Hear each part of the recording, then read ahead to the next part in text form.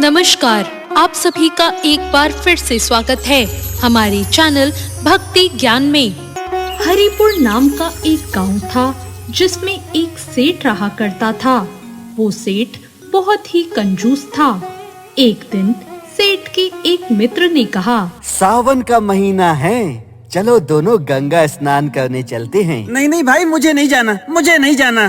सेठ कंजूस था ना, इसलिए वो कहीं जाने की सोचता भी नहीं था। उसी रात उसकी पत्नी ने कहा, सुनिए, सावन का महीना है, आपको गंगा स्नान करने जाना चाहिए।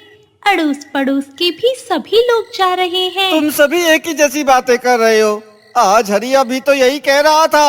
पता है, गंगा नहाने जाओ तो वहाँ पर भी पंडित पैसे मांगते हैं। पत्नी की जिद के आगे किसकी चल पाई है। आखिरकार उसे जाना ही पड़ा। गंगा पहुंचकर सेठ मन ही मन बोला, ओहो, यहाँ तो बहुत ही भीड़ है। चलो मैं कहीं ऐसी जगह देखता हूँ जहाँ पर भीड़ ना हो, नहीं तो पंडित बहुत सारा पैसा मांगेंगे। मैं नहीं देने वाला पैसा वैसा। वह चलता रहा पर उसको कोई घाट खाली नहीं मिला। चलते चलते वो शमशान घाट पहुंच गया। हाँ, ये जगह ठीक है। यहाँ पर तो कोई पंडा भी नहीं आएगा। शमशान घाट में भगवान शिव का निवास था। उन्होंने उसे देखा तो मन ही मन सोचा, अच्छा, तो ये कंजूसी के कारण यहाँ पर नहाने आया है। तो चलो इसकी कंजूसी की हद देखता हूँ कि ये कितना कंजूस है। जैसे ही वो नहाकर बाहर निकला, शिवजी ने कहा, जजमान दक्षिणा दीजिए। तुम कौन हो? यहाँ पर तो कोई पंडित नहीं था। हाँ, ये मेरा क्षेत्र है, यहाँ का सारा चढ़ावा मैं ही लेता हूँ। ठीक है, लेकिन मैं तुमको एक पैसा ही दे पाऊंगा। ठीक है, लाओ दो, एक पैसा ही दो। हाँ, पर अभी तो मेरे पास कुछ भी नहीं है, एक पैसा भी नहीं है। तो तुम ऐसा करो, एक पैसा उधार चढ़ा लो मेरे ऊपर। हाँ तो ठीक है, अपना नाम पता लिखवा दो, हम स्वयं आकर ले लेंगे। कुछ दिन बाद शिवजी उस सेठ के घर पहुँचे। सेठ की पत्नी बाहर निकली और बोली, जी आप कौन? जी वो जजमान के ऊपर मेरा एक पैसा उधार है, मैं वही लेने आया हूँ। पत्नी अंदर जाकर सेठ से कहती है, सुनिए, कोई आया है, कह रहा है आपके ऊपर उसका एक पैसा उधार है। सेठ उसे पूरी बात बताता है। ऐसा करो, जाके उससे कह दो कि मेरे पति घर पर नहीं है। पत्नी बाहर जाती है और कहती है, जी मैं भूल गई थी, मेरे पति तो बाहर गए हैं, वो घर पर नहीं है, आप बाद में आइएगा। हाँ, तो कोई बात नहीं, मैं उनका यही इंतजार कर लूंगा। तब तक आप जो खाने के लिए बनाया है वो लाकर हमें दे दीजिए, बड़ी भूख लगी है।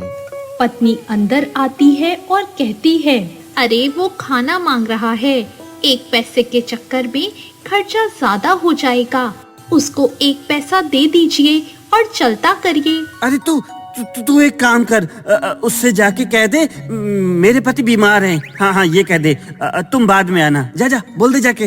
वो बाहर जाती है और कहती है, अरे सुनिए, मेरे पति बहुत बीमार हैं, तो आप बाद में आइएगा जब वो ठीक हो जाएं। अरे, वो बीमार हैं क्या?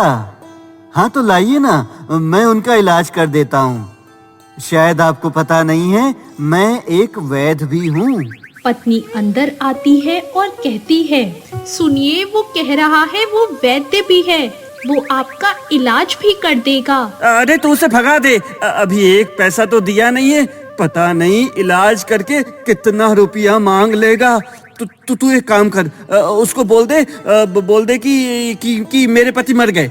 अरे आप क्या फालतू की बात कर रहे हो? आप तो जिंदा हो, तो उससे इस तरह का झूठ क्यों बोलना? मुझसे बहस मत कर, जैसा बोला है वैसा ही कर। उससे जाके कह दे कि मेरे पति मर गए। जा जा बोल दे जाके, जा जा जा। पत्नी बाहर जाती है और कहती है, वो मेरे पति मर गए हैं। क्या बोल रही हैं आप? आपके पति मर गए हैं? हाँ तो उन्हें ले जाने वाला कोई तो होना चाहिए। मैं जाकर सारे गांव वालों को बुला लेता हूँ, ठीक है? शिवजी ने गांव वालों को बुला लिया और उसे शमशान घाट ले जाने की तैयारी करने लगे। सेठ मरने का नाटक करने लगा। जब उसे ले जाने लगे तो उसकी पत्नी बोली, अरे कोई रुको, ये मरे नहीं हैं, ये जिंदा हैं। हम समझ सकते हैं कि ऐसे में दिमाग काम नहीं करता है। तुम्हें धक्का लगा है ना, इसलिए तुम ऐसी बातें कर रही हो। अरे आप बोलते क्यों नहीं कि आप जिंदा हैं? कंजूस सेठ बोलता नहीं है। वो सोचता है अगर वो बोला तो उसे पैसा देना पड़ेगा।